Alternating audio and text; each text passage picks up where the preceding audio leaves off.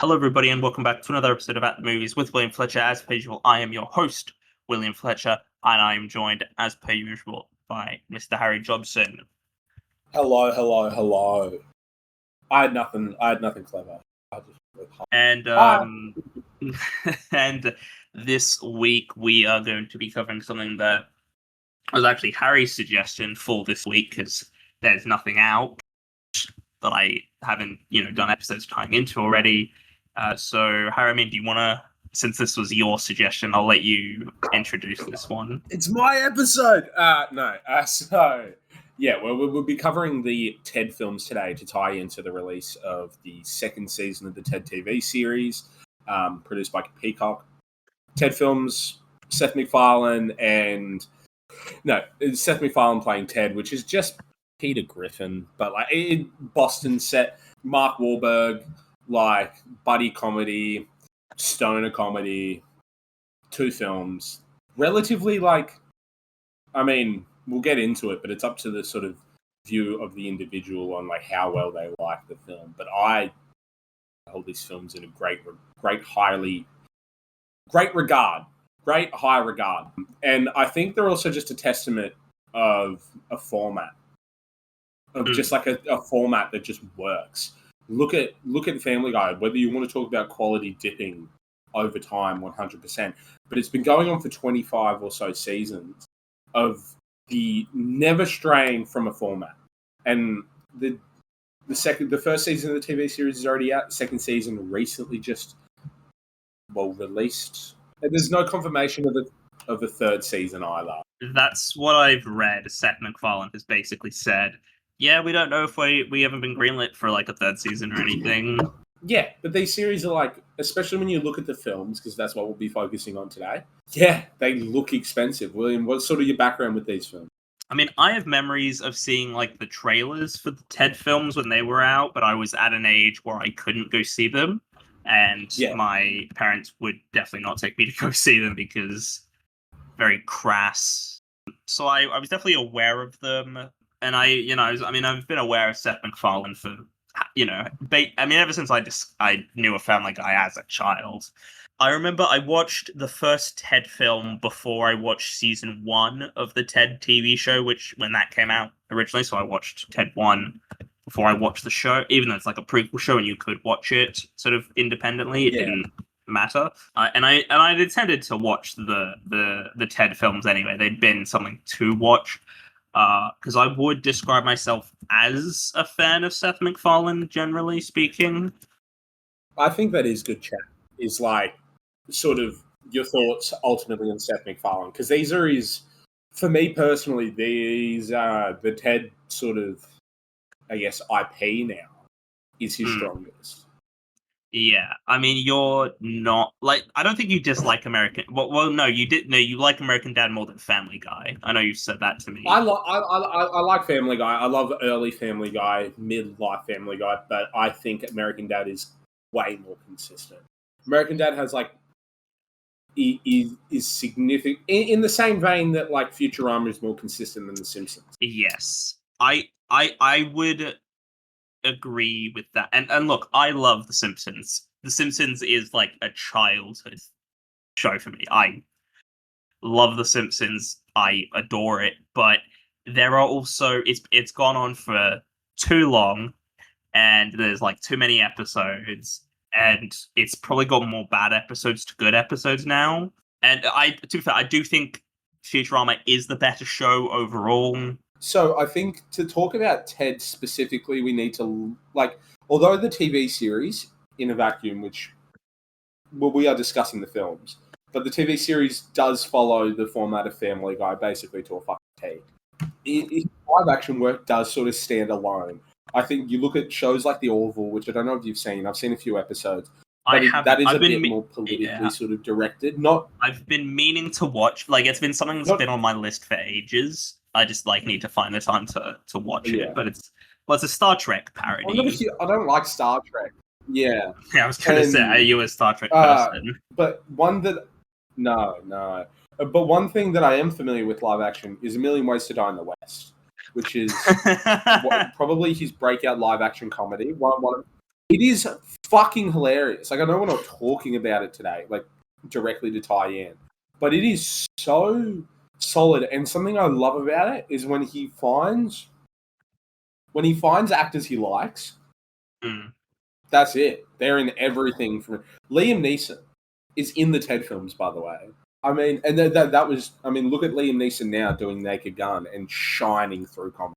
Like, he was shining in A Million Ways to Die in the West. It was one of the best parts. These TED films, and we'll get into the first one now, is a stoner buddy political comedy. Like a lot of the jokes are sort of politically based, but you've also got, again, you could watch one of these films and you will see people and you'll hear voices. Patrick Warburton's a great one. He's like a side character in these films. He's Mark Wahlberg's character Johnny. He's Johnny's co-worker at a car rental thing, and he sort of like kind of figures out that he's gay throughout the movie. But it's so funny. But I mean, like, if you've watched Family Guy, you'd know him as Joe, or Mila Kunis is the main love interest, Meg. Like, these are people where he finds people and he sticks with them, and I like. Yeah, I mean, there's Alex Borstein, who is she Lois on Family Guy, like, and I think that is. I think that is something that I feel like sometimes certain people get criticized for using like the same actors and everything, and it's like, I don't know. I think if you're working in a collaborative environment and you find people you enjoy working with, keep working with those same people, because like in like normal jobs, like non-creative industries jobs at like, you know, retail, you're not going to necessarily find. Yeah, but like, but just in the media world, sorry, William, it is different to this like Adam Sandler of like, okay, we're going to get Kevin James to play the same character in every Adam Sandler. David Spade. Even if he's the fucking president, he's still Kevin James. He's still like, Kevin James, which is... Whereas like Patrick Warburton is, you know, Warburton, like you can hear it in his voice, but he's also a like closeted gay homophobe who is like there's depth. The characters are different. He's not just playing a guy in a wheelchair who's a cop. Like he's different in in Family Guy. He's different than he is in Ted. You know, and same thing could but it's hard to make Mila Kunis Meg because she's just gorgeous. But they're like, I don't know. The film, to get into Ted specifically though, like more so in the film. Yeah, it's all his friends and it's this and it's that and it's great. But it is not a role you would think Mark Wahlberg would do. Like, Mark Wahlberg was kind of pretty serious up until this point, besides the other guys. But even then, he's like the straight man in that. Like, he's the regular guy in that. You know, he's like serious cop in that. And he's Boston. Like a heavy Christian. He's a heavy Christian, like... And in this, he's a Boston stoner who, like, he really gets lost into the character to the point where I forget that I'm watching Mark Wahlberg. This is, I think, his best performance ever. Like, he is so dynamic in this film. Like, in a way that I never thought Mark Wahlberg could be. And that's not a shot on Mark Wahlberg. He just, like, he has been, like, he was the leading man, or he was, like, the straight man, or he was the strong man, or whatever. Whereas now it's like, like, you wouldn't expect to see Mark Wahlberg taking hits from a bong with a teddy bear on a couch, trying to guess the name of, like, you know, the new chick who works with Ted at the grocery store. But it's like, it's one of those things where Seth MacFarlane does so well. Like, he does so well. He's so strong. It just making it seem not he gives you a little montage of, like, him getting super popular and then no one giving up. Like, but it's true. In the same vein that in Family Guy, Brian's a dog. He's a talking dog. No one cares. Like, it's not as if it's anything different. The fact that, the conflict arises because he's a teddy bear, which is also, like, core conflict of the film, I think, is strong as well. But it's not like, they don't focus on it heaps. They have to because, I mean, it's obvious. But outside of, like, that, it's just no one... Like, he still drinks, he vomits, he smokes. They don't really call, like, attention to it.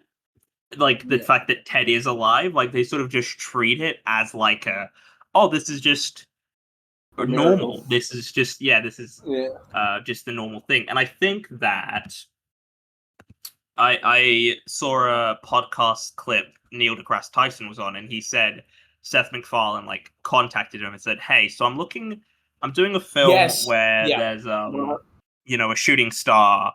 Where like would it be, to get as much like accuracy over Boston on Christmas Eve of this day of this year?" Yeah. I mean, I have to commend Seth MacFarlane for like he didn't need to commit that hard. It's attention to detail. He didn't need to commit to the bit that much.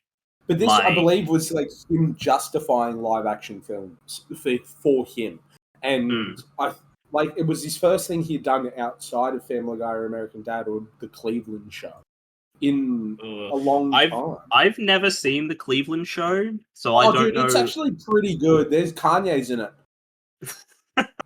Like as a voice, No, he plays a reoccurring character a few times. His name is Kenny West. He's like Cleveland Brown Jr.'s bully in high school, and he has songs in the show, and they're really fucking good. I'm very much against. Well, not against. I just think very rarely do like spin-off shows of a lot of characters really work. Well, they recently, this didn't date the episode, but they recently announced a Stewie Break-Alone series from Family Guy. Yeah, and I think of all the main characters to do spin-offs with, I think Stewie would work the best. You just you have to have Brian in it. If Brian's not in it, then I think it's not a great idea. Because I think Stewie works best with Brian. I will say the actual CGI on Ted is very good. Like it's looks phenomenal. It's still as a kid, it's CGI. I thought he was real. Yeah, it's CGI from 2012, so that's 14 years ago now. It still looks great. It looks better than a lot of CGI being made nowadays. Like he looks great. Like Ted looks real. It looks like a tangible thing. He feels real, which is he blends seamlessly with like real people. Yeah, which, he's actually tangible. I mean, and it shouldn't be difficult to do because we've had so many innovations in CGI over the past 30 plus years, close to 40 years now. I do have quite literally one criticism of the creation of Ted. Like Ted felt real to me as a kid. Like he is tangible, but there is there's a certain sequence. And firstly, I want to say this is an ode to Mila Kunis and Mark Wahlberg and any characters that actively interact with Ted. They do a phenomenal job of making it as seamless as possible. But there's a sequence in which Mark Wahlberg and Ted get into a huge fist fight, and it is such Ted's weight as a character feels so weird because he's a teddy bear, so his punches shouldn't there shouldn't be a fist fight, and that's where I start to get a bit all right, and his weight feels really different. It felt a little not lost, but just a little not what we had seen from inconsistent. Yeah, and that's what makes it hard with comedies is because I'm someone who is a big believer that comedies have a lot of merit outside of just their jokes and why the weight of their jokes work and how they make you feel. Because film is about enacting an emotion within someone. It's about getting a reaction. It's about how does this film make you feel? What is it saying can also be important, depending on sort of the context of the film. But how does it make you feel? So whether or not, you're right. Whether or not the juxtaposition between these, between this environment and this environment could have been more deliberate to portray a certain sort of message. Doesn't really matter when the purpose of the film is trying to make you feel something. Whether or not, especially in comedies, is trying to make you not even forget about the world that's going on because it is political commentary, but just giving you a reason to laugh, like giving you a reason to have an emotional reaction that isn't just fucking negative like it is all the time nowadays, like emotional reactions. So being able to just really get a good belly laugh out of, you know, a teddy bear voiced by Seth MacFarlane, and like the film has created its own sort of culture. I watched it a lot growing up, which, like, look, maybe I was too young. I was definitely too young. It didn't really seem to matter though. But it's like it's created a culture of like its own sort of space of, oh, this joke and this joke and this joke and this joke, and yeah, look, they're just jokes, but they stick with you, and you know, they then become jokes within you and your friend group and quotes within you and your friend group, and then other people also have that, and then it sort of creates this like snowball effect of an emotional reaction, and that's why I think it's a good film. This film's core message is about, you know, friendships, whether or not like how they both grow apart, but doesn't mean that you have to, like, you can be apart without growing apart, or like it's still like it's about this is a coming of age story for two dudes in their, what you'd assume, late 20s, early 30s, early to mid 30s, like, and they're just coming to age. It's similar to Step Brothers, but this is less feels like a Judd Apatow or a you know, and feels I mean, more I like a honestly MacFarlane. don't. He sort of created his own from this. I honestly don't think Step Brothers is a particularly funny film. Honestly, I think the problem I with disagree, but yeah. Step Brothers is I'd seen. This is the kind of film where I've seen Ted and Ted 2 to an extent. I've seen, you know, clips of the films on, you know, Instagram Reels and like YouTube Shorts and everything, but they're still funny jokes. And that's something I found with Step Brothers is I knew so many of the jokes beforehand that they didn't work for me because I knew them already. Yeah, I can see that argument. Like, I do love Step Brothers, but there's a part of me where its immediate replay value is there. I reckon I could watch Ted, then Ted 2, and go back and watch Ted and still have a pretty fucking good laugh at the first Ted. And like, whereas they're gonna be funny. Whereas I feel like, yeah, you're right. There is definitely a fatigue factor with Step Brothers. Like, and films, a lot of Apatow's films you can order I've seen Step Brothers a million times, but I'm also 22 years old. Yeah, like it's gonna pop up a lot. It's Judd Apatow, isn't it? It's not Judd Apatow. It's Adam McKay. That's Adam McKay, but it's Apatow. But it's in that era Seth of Rogen, it's in that era comedy. Of like And I like Judd Apatow generally. You know, I think like The 40-Year-Old Virgin. I think that's a great film, but there is like sort of mid 2000s comedies. There's a lot I like. There's some I really love, like Superbad. I adore that film, and I always have, and I always will. But Superbad is a great example you bring up of, like, because this is also a thing, and another thing within comedies is its fatigue factor. Is like, will you still get that snowball effect? Will you still get that like emotional reaction, even if you were to immediately rewatch? I feel like I would get a similar reaction if I immediately rewatched Superbad. It has that, and I think the reason is because it doesn't only exist for its jokes.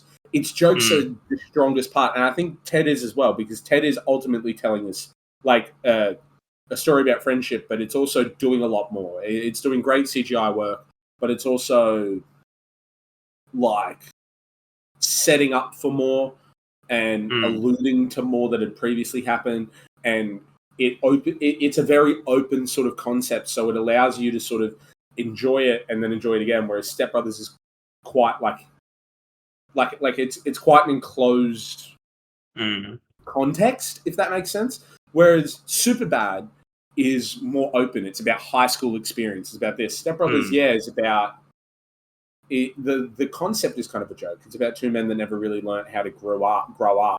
Johnny's girlfriend basically getting sick of Ted keeping, like, she thinks Ted is holding Johnny down and like keeping him from like reaching his potential as a person.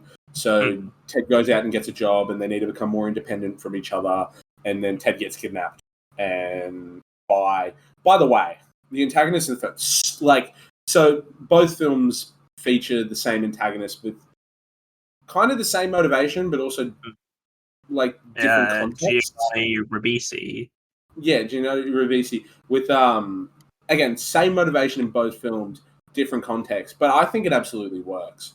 Like he plays that fucking freak so well. In like, I feel like every role I've ever seen Giovanni like Ribisi.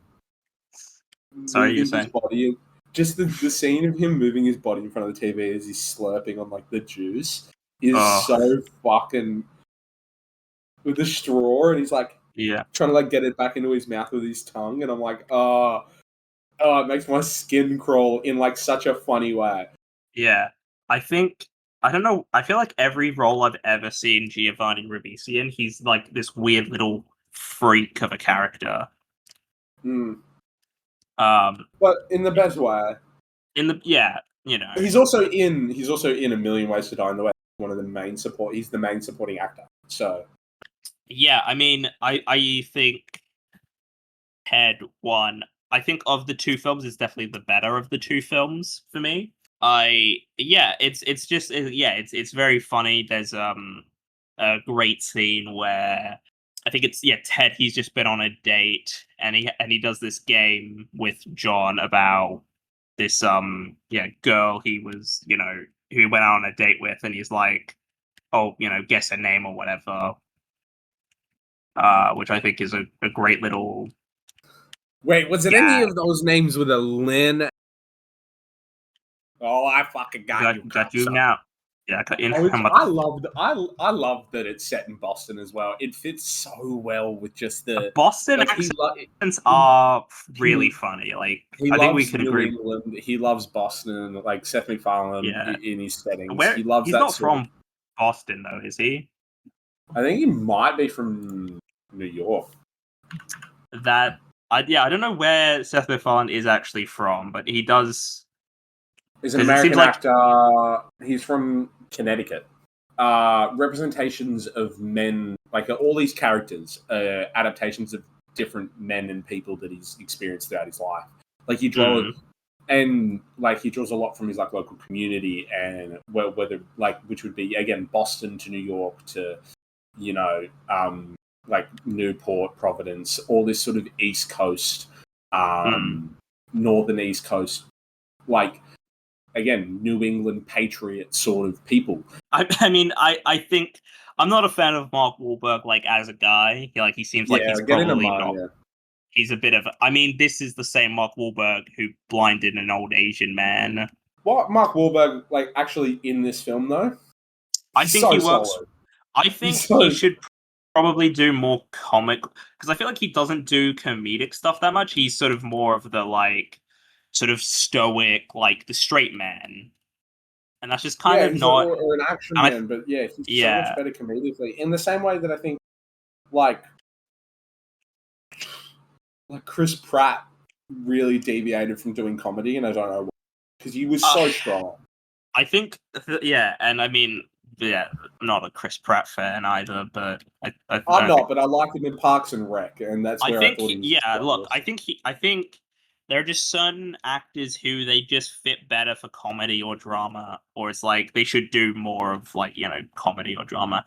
And it's weird that Chris Pratt moved away from that because like that's kind of why he got Guardians of the Galaxy, like. Yeah, it doesn't, and then like you can see throughout the Guardians movies, he becomes more jagged and stoic, and like I'm not a huge fan of it, and I think Mark Wahlberg has done a similar thing. He's so strong in the other guys, and he's so strong in the Ted movies. And he is reprising his role for an animated series that has been released, that has been announced.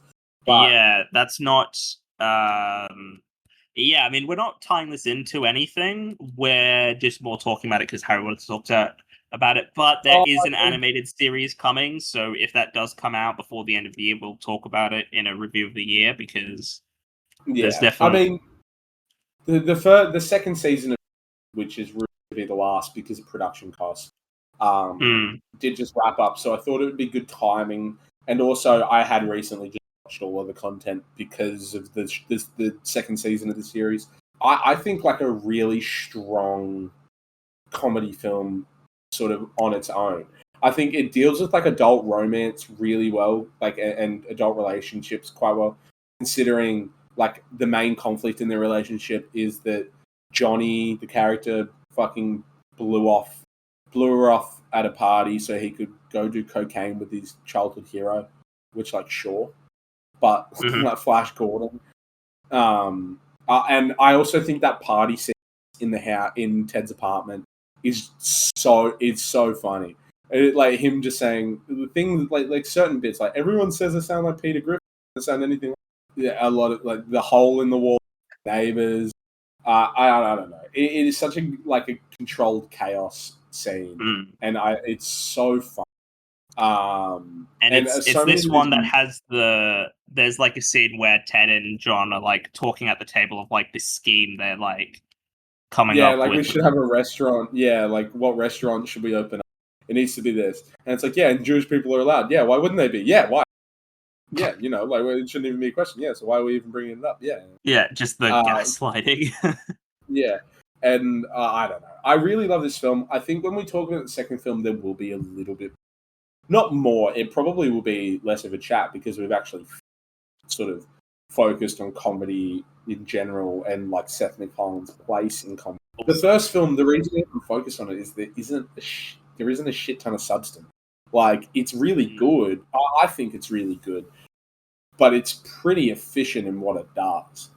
Yeah, it's not like it's not reinventing the wheel in terms of like comedy. It's not like doing anything really new with the form. Like it's a good comedy, but it's also not like a, you know, it's not groundbreaking. It's not. Yeah, it's not a groundbreaking comedy, and that's like fine because not everything needs to be like reinventing the wheel or like doing something new.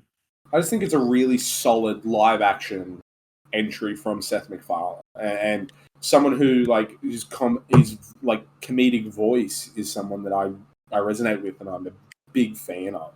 I also think that the first film, its conflict like gets resolved pretty quick. I am obsessed. The last joke in the film is one of my favorite across the whole series. Probably my second favorite across the whole series, and it's when Ted they stitch him back together, and he wakes up and he looks all fucked up, and he's like, "Yeah, you kind of stitched me all fucked up, so I look a little bit fucked. But would you love me forever?" And then Mark Wahlberg sort of hesitates for a bit before going like, "Yeah, of course," and then like it's a bait and switch. But I don't know. For some reason, that joke every single time I see that come up, it ends the film so like. I think it ends really strong. I think it starts pretty strong. Like, and yeah, I really like.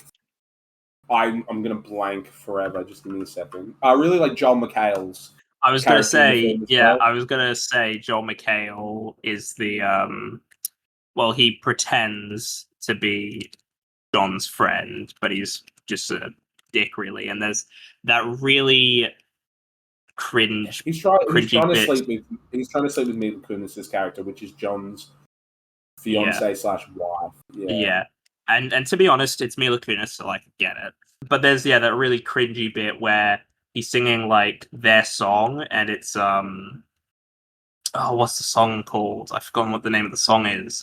Also, just All Time High.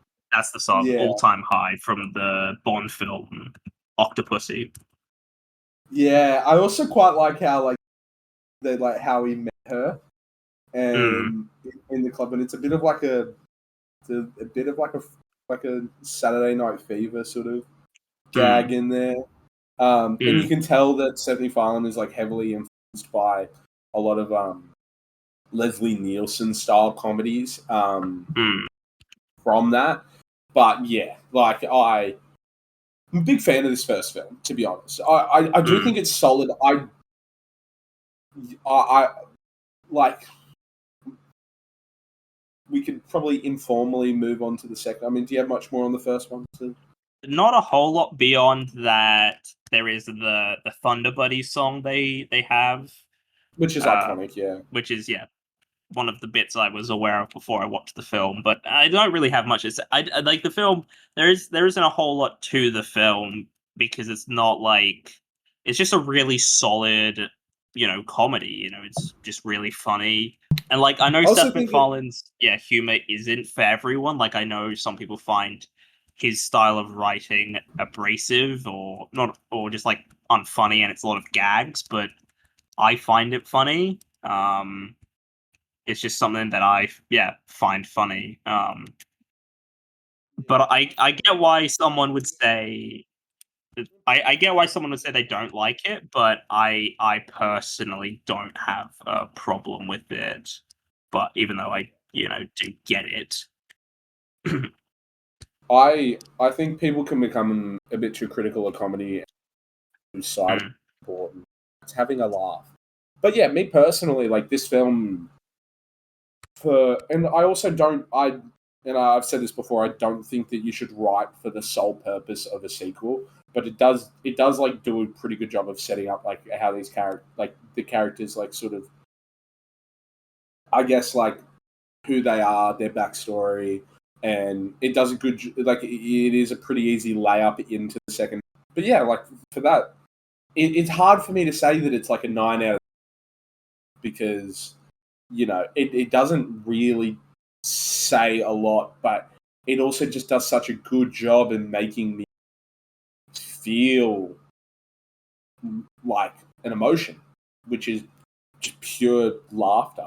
Joy that I think like it's a really solid, like for me this film is a really solid 8 out of 10 or like a 7.5, really solid 7 to 8 out of 10. I mean, I personally would give this a 7 out of 10. I do really enjoy it. I think it's really funny. There are bits of it that I do feel like that's maybe a bit self-indulgent because Seth MacFarlane does like to have those in his films. Just like things he finds funny, even if they don't necessarily like. He used to do it with Family Guy all the time. With this, do you remember the Conway Twitty bit from Family Guy? I'm aware of it. It's not a popular. It is kind of but it became funny because of just how much he was like. It was almost every other episode. Ladies and gentlemen, Conway Twitty. And he just loved it, I guess. I don't know. Yeah, but also it's something that's gonna piss people off, and maybe that's something he finds funny as well, as just doing something to piss people off, and upset the fans. Which to get into the second film, I've got a bit of an unpopular opinion. This is I don't know if it's unpopular, but I think it's a lot stronger than the first film. Like, I think it actually focuses on human rights and like sort of Ted sort of coming to terms with the fact that he doesn't even have human rights. And or like Seth MacFarlane, Amanda Seyfried is one who Seth MacFarlane will like work with consistently as well. She is great as a support in this film. She plays off Mark Wahlberg and Seth MacFarlane so well. I think that I will say I definitely think this is not as good as the first one, but I don't think it's that different in terms of quality either. Like, I still think it's a decent enough film. I can't really tell like a difference in quality between the two, honestly. And I'm going to contradict myself here because but in this case, I like that Hasbro is kind of the villain. Like in a way where I'm like, and also that whole sequence of them being at Comic-Con, oh my fuck, is one of the like the whole Star Wars, Star Trek mix up is like really funny. There's the Jonah Hill joke where he's playing Superman. That is one of the best jokes. One of the other best jokes is in this film where Mark Wahlberg's character Johnny first finds out that because Ted basically, it's discovered that Ted isn't technically a human being, which was put out there by the villain from the first one who now works for Hasbro. trying to like acquire him as property, and Ted working at the checkout, and he goes like, "Yeah, like I'm property," and then my wife, "What? Like you're a thing? Like garbage or a piece of shit?" And it's like more like a hammer or an orange. But fuck, I love that joke. Like that's another one where it's just conversationally, like both of them are just conversational, but it's just it just hits so hard where you're like, yeah, that's something that like will be quoted forever, but at least within me and my mates. But it's what, yeah. I will say it's got. I mean, I don't know if I'd say it's the most iconic moment like across the films, but the bit where they're in court and Ted said it's my turn, assholes, and then runs up to the like. And I've seen that clip so many times, but it is a great moment. And like, it's because it's like it's not even like and it's definitely not critically like it does sort of struggle, pretty messy with its sort of like it wants you to think about the emotional weight of like Ted not being considered a person, but it kind of wants to have a cake and eat it too. Like it spends a large focus of the movie talking about like not focus, but like a big on-running gag is that no matter what you search on the internet, you'll always end up looking at black dicks, black cocks.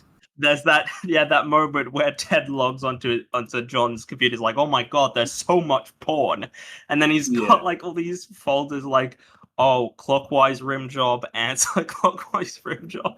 It's like, why? Sometimes I like to see the tongue go the other way. Yeah, and he's like, you got a problem, and then Mark Wahlberg's character starts crying, breaking down. I know, I'm sick, I need help. And they end up, or when they try to jerk off Tom Brady, they sneak into his house. And then there's like maybe the grossest scene in the movie. When John that he's going to the sperm bank, and then he gets covered and all that. Like I'm just gonna be honest, it's gross. Like, and they're like, oh, that's yeah. And they're like, oh, you got covered in reject sperm because sickle cell from sickle cell. Yeah. And then it's like, oh, see, it's just a bunch of black guy cum. And then he quoted like "Grr Mondays." And then there's the bit where Ted he's hitting a bong, but it's shaped like a cock. Yeah, it does. This film also sort of ramps up the stoner part of the stoner. They really do ramp up the stoner stuff. I mean, I don't have a problem with that. It's not particularly clever jokes, but they are funny jokes. I just think this film's really like I like the second. I think the first one's stronger. So I might go back on myself here, but I think the second one. I commend it for trying to do more, is what I'll say, actually. Instead of saying I think it's better. Because it does... And I like some of the dynamics a bit more. I think, again, I like a few more of the jokes, whether you bring in like a cameo from Liam Neeson. I like Amanda Seyfried. I think you've got Morgan Freeman. You've got Morgan Freeman. Yeah. Patrick Warburton dressed as the Tick, I believe. Yeah, he's the Tick. I also love that it's like... yeah, sorry. I just keep thinking about the Jonah Hill one every time. I mean, it's a great joke, to be fair. Wait, they're announcing the next Superman. Jonah Hill. Fuck! And she's like, she's like, who's Superman? And he's like, the fuck? Because they're like, there's running jokes that like, they keep naming all these different like 80s movies, and she's like, what the fuck is that? Like, I've never seen like Clubber Lang. I don't know who that is. Yeah.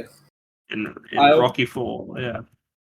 I also really like the there's another sequence, and this is going to be us very similar to last week. Sorry about us just sort of going joke for joke in the movies, but there's the one where they're screaming out bad suggestions at improv, and they just keep going like 9/11, the officers of Charlie Hebdo.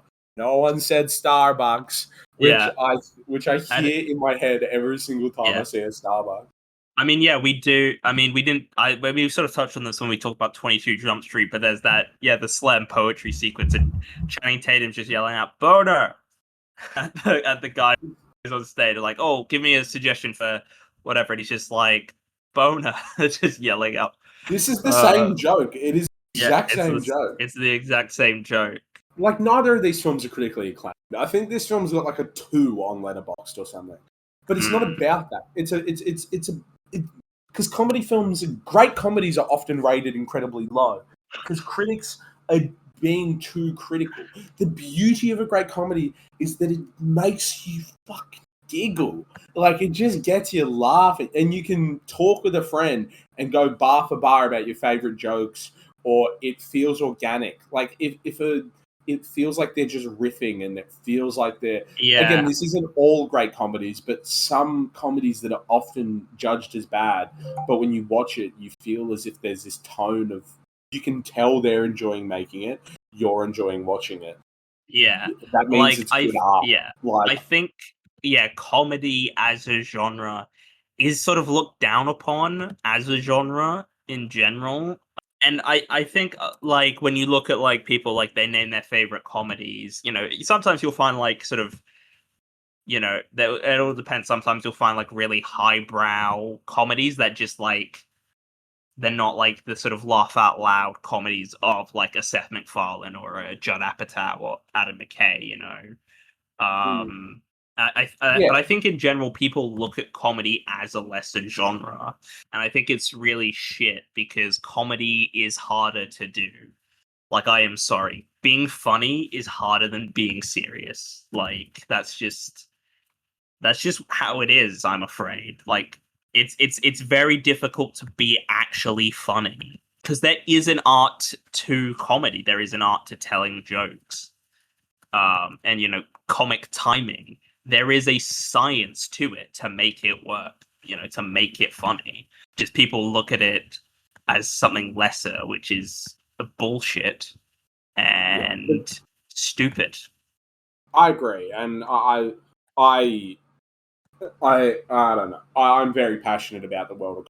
Some of the worst films are films that have attempted to be comedies. I think fail because they might call themselves a comedy, but it's not. It's not like good because it doesn't do a good job at, again. And I sound like a broken record this whole episode, but a good film makes you feel or makes you think. Good film will make you either feel or think. It'll do one of those two things. Good comedy can make you do both. A good any genre film can make you do both. It can make you do both. But great can also make you do either. Like, it's not exclusive to... there are some dramas that make you feel, romances that make you feel, horrors that make you feel, right? That make you, and comedies that make you feel, and those are actions and all, anything and everything, which it attributes to good art. Like, one of my favorite films ever has, like, I think maybe like is critically just absolutely bashed. Is just like not revered at all, just seen as absolute garbage R18 comedy slop. But guess what? It is. It's called Basketball. It stars and I love it. It is so funny. It is so peak. Like, with Trey Parker and Matt Stone. With Trey Parker and Matt Stone, South Park fame. Yeah, I mean they don't even like it. Unfortunately, it's so funny. I haven't seen it. It's something I've been meaning to check out at some point. It is, and it's just funny because of their performances. Really, like, the jokes themselves aren't that funny, but each performance is what makes it funny. Funny people make funny. All right. If you're not funny, then it won't be funny. And Mark Wahlberg, you're a funny guy. Keep being funny. Like, and I'm glad Seth MacFarlane knows that he's like that. Like, this TED IP, whether or not it's with the TV series or an animated future series, is something worth continuing because it brings out funny. It breeds laughter. I think that specifically Ted 2, though, again, can get lost in itself a little bit with, like, its emotional, like, trying to have a bit more emotional weight than the first one. Again, if you haven't seen it, the film basically just follows Ted finds out that he's not legally deemed a human, and everyone else starts to click on like all these businesses and there's these great sequences where Ted is like, he's in bed with his wife at this point, and he's like, oh, I don't have like a bank account anymore because I'm not like a human. I've lost a subscription to whatever restaurant there's like a restaurant who's like, oh, I don't get points from this anymore, and that's gonna hurt. Yeah, he's like, fuck, that's a big one. Big one, yeah. And then, because he's not human, him and his wife now are no longer legally married because he's not, a and human. He can't. And it all started because they wanted to adopt a child, or have a child, or adopt, but ultimately adopt. And I think that is a good basis, a good emotional way. Then we're introduced to Amanda Seyfried's character as a young lawyer who they would basically get for free, and it ends up becoming this huge profile case, and it just follows like their journey through court to try to get Ted deemed a human. Well, not human, but deemed like a person with rights. And that is an incredibly heavy topic when you talk people with rights in the court of America, considering slavery. America especially, yeah. Well, Australia as well, any sort of white colonized country. Or white conquered country. And I think that it's very like it has a lot of interest, and this film doesn't really deep that too much. And again, it is hard. And look, I think the line gets a bit messy, but I still think it's a really solid I think this film maybe runs for just under 2 hours. I will say it definitely feels like it could have been trimmed a little bit. Oh yeah, this film could have been about 25 minutes shorter than it was. Yeah, I think the first one's like an hour 45. This one's just about 2 hours or so. I just get a fucking giggle out of it. Like I'm gonna retract. I don't think it's as strong. I actually, now that we're sort of discussing it, I think it's not significantly, but definitely weaker. I think my head was sort of all tied up in the TV series, which, by the way, is the best. I do want to just touch on it maybe before we wrap up the ep. Yeah. I mean, do you want to put a rating on the second film? Yeah, out of 10, it's like it's 7. It's also a 7, but I don't think it's as strong as the first. If the first is an 8 for me, then this is a 7. I'd give this one a 7 as well, which I did give the first one, but it's closer to a 6. It's like on the border between a 6 and a 7. But yeah, no, I did laugh, so I have to give it credit for that. It's a comedy. It did make me laugh. I had a good time watching it. I can't be like too critical on it in that sense, And I think, but that's also Seth MacFarlane's just comedy voice is so. There's a reason so many people. But yeah, the TV show so strong. I think it is the strongest Ted. I was wondering where you were gonna land on this. I think the show is better than the films. Absolutely. And the reason it's better is because you look at these characters and we won't give them ratings, but we'll just very briefly talk on the TV series. I mean, I could put a rating on the show as a whole. I don't know about rating the seasons, but I could rate the show as a whole. Oh, I could probably rate the show as a whole, but Max Burkholder, who plays Johnny, he basically has to impersonate Mark Wahlberg. Better than Mark Wahlberg at this character. He is so strong. Ted concept of 90s high school is so perfect. Scott Grimes is a shining light. Same with Georgia Wingham. Same with Alana Ubach. They're all just so strong in this show. Yeah, I think it's a great cast, and I did not realize that the actors for John and Blair are nearly 30-something year olds. Yeah, both of them are 29, 28. Yeah, 1997. They don't seem like teenagers. Honestly, I think they would work. They do work as teenagers for me anyway. I didn't realize until after I watched season 1 that oh yeah, he's nearly 30. I was like, Jesus Christ, I didn't realize that. But I think he does a great job in this. Yeah, it'd be better than Mark Wahlberg. But I also think that like Alana Ullbach as Susan, like, oh my god, she's so endearing as a character. Scott Grimes is like Matty Bennett, gives him so much depth. Phenomenal. Like, also he plays this big slobbish, like, you know, red-pilled American. When on American Dad, he plays Steve, who's like a little Twinkie.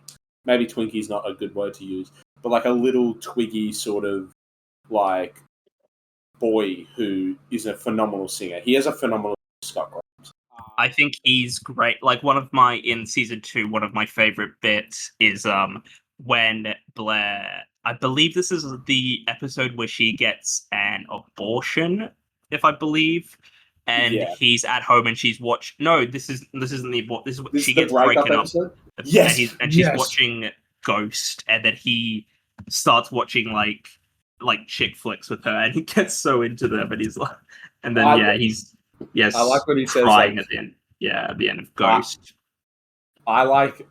Look, there are a few things. There are critics of the show. There are parts where like they try to be too progressive. I saw as a criticism of like in the 90s there wouldn't be anyone talking about that. But at the same time, yeah, there was, and they mentioned chud, which is which has made a resurgence now as like a slang word. But yeah. Chud is based off an early 90s film. Yeah. Like, or a late 80s. Wait, no. Of the era. They would have seen Chud. Yeah. I think it's 1984. 1984, yeah. So, like, mid-80s film. So it's something that they would have grown up with style. But that was definitely like a nose wink at like people watching it nowadays. But so what? Like, the show follows largely the structure of Family Guy, but in such a good way. So many familiar faces, so many familiar voices. The first episode of season 2 starts so strong. I think season 2 is better than season 1, personally. I agree. I will say Bill Clinton. I want to know your thoughts. I'm really not sure how I feel about it. I really don't.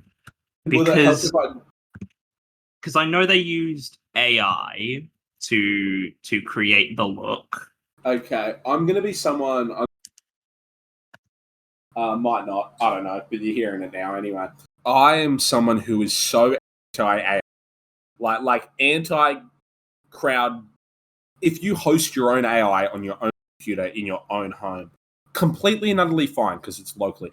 But I want to use large-scale forms of AI. We're talking AI music generation, AI photo generation, ChatGPT, like OpenAI. Dude, I was at uni last week and I saw a guy, he had ChatGPT open on his laptop, and I'm like, for fuck's sake. I know heaps of people in my personal life that use ChatGPT for everything all the time. And it's like, I hate we're gonna become a society where people can't do anything for themselves. Well, they can't think, but we only have fucking 13 years left of drinkable water before AI. I'm very strongly against it. But, and I'm not picking and choosing here. I think, again, I am saying that like AI hosted locally in nuclear. Deepfake technology is not the same thing. And this so is it deep? Yeah, is that what it is? It is deep faking. Because it's not like, AI generated. It is Seth MacFarlane under there. You can hear it, but you can also. And he said they tried practical effects, they tried CGI. It all looked clunky, and the best thing they went with was just deep fake, which is AI because it uses artificially structured intelligence, but it's more of a creative tool, and that's what Seth MacFarlane said. That's not the same thing. When I think AI, I think like 6-fingered hands, but like deep faking, I don't. No, it is Seth MacFarlane acting under there. Well, yeah, I know he's like on the set, and they deep faked onto it. Yeah, which is like. It's not creating like new. It's not creating content. It's like enhancing. Well, it's something. A creative tool, and it was. He even said it was like to try to get as close as we could get to when we animate him in Family Guy, and I just voice him. He's like, Yeah. he's like, this is the way that we're sort of able to blend the two between what we would do in Family Guy and what we're doing on Ted. And I love, like I don't love that. I understand it's a creative tool. Personally, yeah, I would prefer, you know, as someone who thinks that they should be trying to support individual makeup artists. But there's only so much you can do to get Seth MacFarlane to look like Bill Clinton. Like, yeah, I mean, look, they could have cast someone who they could have cast like an impersonator. You know, they could have looked for an actor.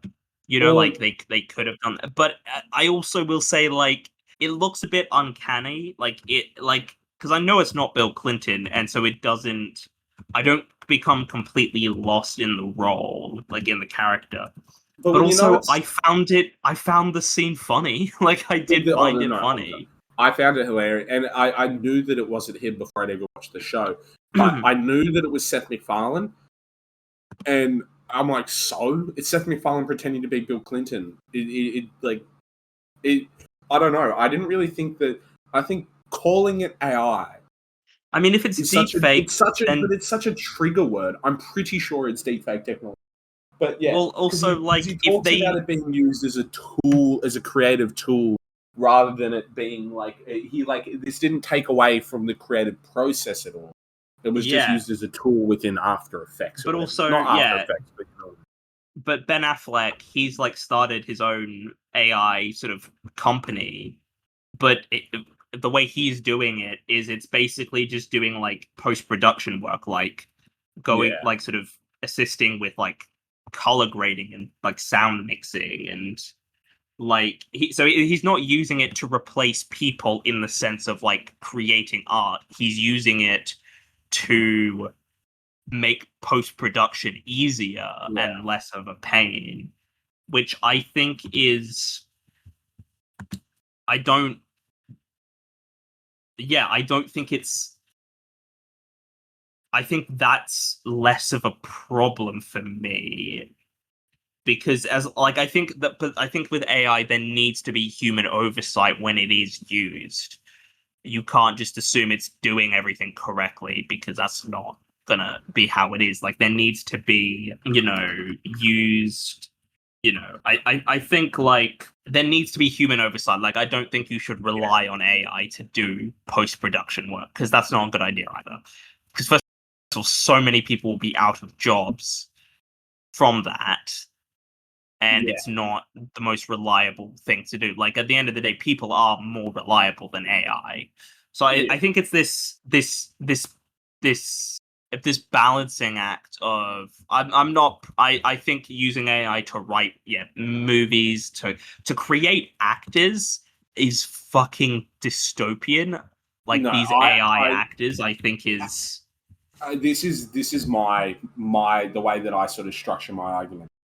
AI should never do work for you. AI should never do anything for you. It should be used as a tool to maybe enhance something. And this is an example. This is from the Hollywood Reporter of this scene. This is a breakdown of how they made it. Now, again, it's the Hollywood Reporter. Scene. Yeah.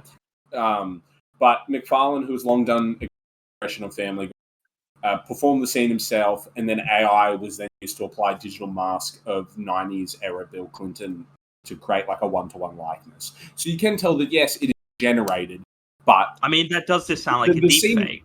The scene was still performed. What's the difference to fucking mocap? Like I mean, they put a dragon over fucking, you know, like Benedict Cumberbatch, and it's like, yeah, because he was smart. What are we fucking talking about? Yeah. I don't know. Like Bill Clinton, yes, is a real human being, and in that case, it is kind of scary that can be done. Yeah, but yeah, 90s Bill Clinton almost exists more of a character as well, like in pop culture. It's not just like he deep-faked any other actor or any other random being. He used deepfake technology to satirize characterization of the President of the United States in the 90s, who himself is a bit of a character. Now, let's talk about the stuff that's been indicting Bill Clinton recently. But it, like, in the 90s, it was like kind of told that apparently he was an asshole, and that like he underneath the surface, and that he cheated. Yeah. it is technically, yes, AI technology. But it's not chat. It's not asking ChatGPT to make the scene for you or to perform the scene for you. Yeah, and it's also it's still been done. They're just putting and a also mask people have been doing deepfakes for years now. Like deepfaking is not new technology. It's I've seen deepfakes. Better than fucking when Disney is bringing back dead actors. Oh fuck that! No, that's terrible. Yeah. But ultimately, to sort of looking at wrapping up our TED talk, like it is the show stronger than the films for me. I think it's better. Yeah, I think it's better. Yeah. If I was to give it a rating out of 10, William, I truly think it's like a 9, 10 out. I really think it's a bit of and the reason is we're looking at series that can exist there's no bad episodes and there's no bad moments in any of the episodes. It is so consistently strong. And these, especially comedies and sitcoms and this sort of thing, have a lifespan. And whether or not this show could go on for 2 to 3 more seasons and be perfect all the way through. But some of the best shows are 3 seasons, 2 seasons long. Smiling Friends recently. But The In-Betweeners is a great comedy show that only existed for 6 episode seasons. Same with Ted, which existed for 2 to 8 episodes. The Office UK, 2 series, 14 episodes. I think less I'd is argue Arrested Development. Arrested Development until they rebooted it was like a great series. Like the initial Arrested Development. Yeah, I don't hate season 4 of Arrested Development, but I'm not a big fan of season 5. I don't hate it. I will definitely say I didn't need it. I was happy with how season 3 ended. I mean, I'd also give it a 7 as well. But there were a couple of episodes that I give an 8 out of 10. Like a low 8 out of 10, but an 8 out of 10. But I think it's better than the 2 films. I think it's, there's really funny. Like the 2 standout episodes for me really were both in season 2, which has just come out, which was the abortion episode and the play episode where they're on stage. Those were like the 2 real standouts for me. The D&D episode I quite enjoyed. The D&D episode was great, and I did love the finale of season 2 where they have to fake all the news and there's like, oh yeah, OJ got convicted and all these great jokes. But yeah, season 2 of Ted is better than season 1, but it's a really solid show. It's like 16 episodes. It's barely anything. You can get through it in a day, and they're like half-hour episodes. And it's really good. If you enjoy the films, you should definitely watch the show because the show's great. I mean, that's pretty much all I've got to say for the Ted franchise. They are doing an animated series, which I believe is supposed to come out this year, but there's no confirmed release date. But it is. It'd be interesting. They've got about 9 months, so yeah. I mean, they've got time to release it, and I presume they don't want to release it too quickly if it's ready to go because. Well, you don't want Ted fatigue. Yeah, so I mean, I'll definitely check it out whenever it releases. But I mean, do you have any sort of final things you'd like to say? Not really. I just think that this episode was more of a discussion on sort of Seth MacFarlane's comedic voice in the space of comedy, and I think he's really created his own brand for and he had with Family Guy and American Dad or whatever, but I think with also films like Ted or TV series with Ted there, it is one of his sort of strongest entries into that comedic voice. When you think about you think Jim Carrey, you think Will Ferrell, you think Seth Rogen, which makes you think Adam McKay and Judd Apatow. And it makes you think who Adam Sandler. It's oh, I'm going to watch this style of comedy or this comedy or this comedy. I think Seth MacFarlane is his own, and I'm a big fan. But again, it's not for everyone. Comedy is so subjective, and it makes it really hard to sort of talk critically about. But again, as long as it makes you feel something, then it's doing its job. But yeah, big up. But yeah, thank you all for listening to this week's episode. Thank you, Harry, for joining me for this week's episode. Oh, thank you for indulging me on my TED chat. My TED Talk, our TED Talk. Our TED Talk, yes. And I hope you've enjoyed listening, and I'll see you all in the next one. Goodbye.